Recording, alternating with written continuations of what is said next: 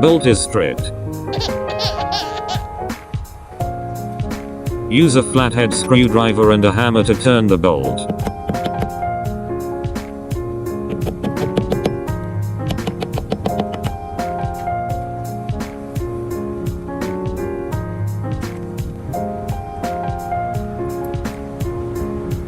Buy new M12 bolt from bolt shop.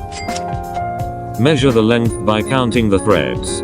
I got the bolt cut at an engineering shop for $1. Don't forget the washer.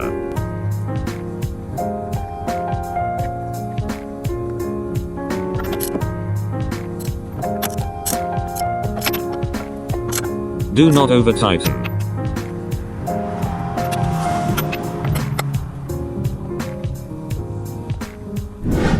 Done. Prelude.